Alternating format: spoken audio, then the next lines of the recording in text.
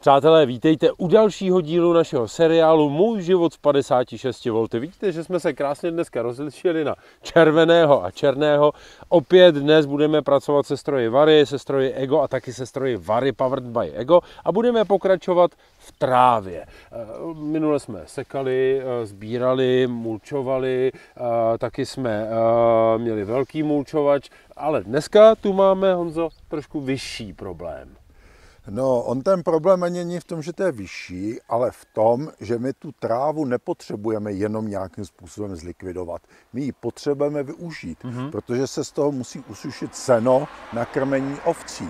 Takže to znamená, že ta tráva nesmí být rozdrcená, musí být co v nejlepší kvalitě, což je právě v tuto dobu, kdy začíná louka rozkvétat. No a další důležitá věc, musí být počasí, aby to uschlo, dalo se to obracet a dalo se to usušit.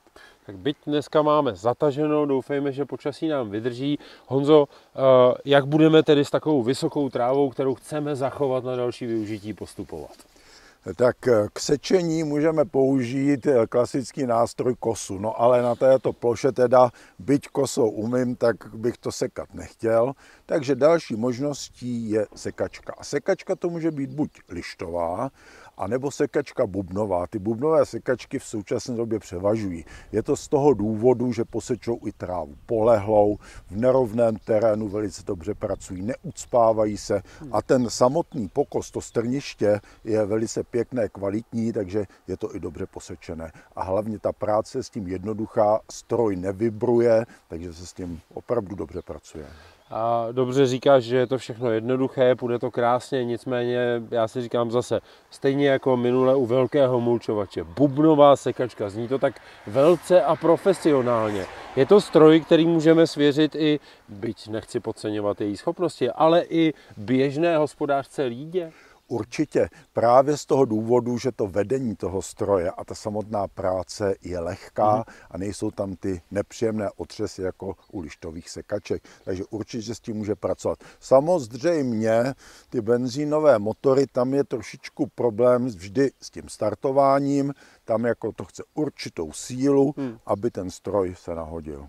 No, ale to my dneska řešit nebudeme, protože šňůra na dnešní bubnové sekačce prostě není.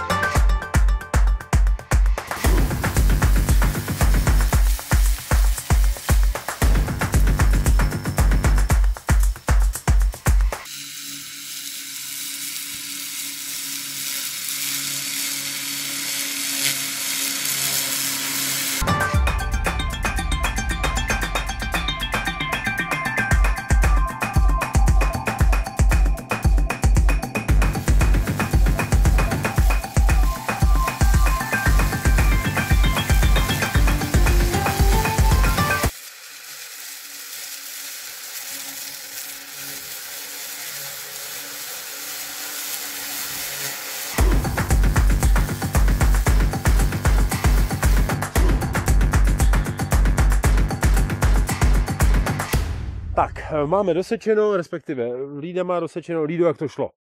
Šlo to výborně a já jenom vzpomenu na takovou dávnou minulost, opravdu hodně dávnou, kdy jsme měli hodně zvířat a museli jsme mít taky hodně sena, takže jsme sekali louku.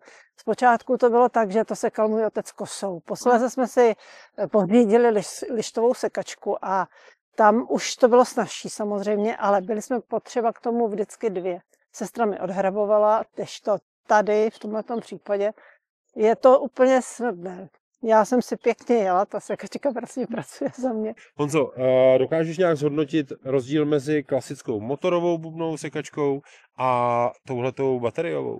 Tak pokud by vzal úplně stejný typ bubnové sekačky od Vary, tak rozdíl tady tedy je. Jednak odpadá startování, to přece jenom je namáhavá práce a další věc to ticho. Vlastně stroj jenom vzučí, žádný rachot motoru tam není.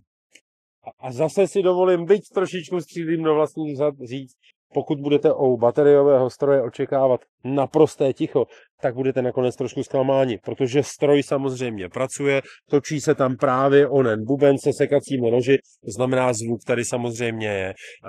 Já bych možná přidal především ty nižší vibrace elektromotoru, ale dost výhod baterek, teď je potřeba se postarat o trávu, respektive to, co nám tady teď leží. Co s tím, Honzo, budeme dělat? Tak tady je vidět, že už to máme zaschlé a pokud potřebujeme sušit seno, tak okamžitě je nutné to obrátit. Takže vzít hrábě do ruky a obracet. A nebo na multifunkční stroj odvary nasadit. Co?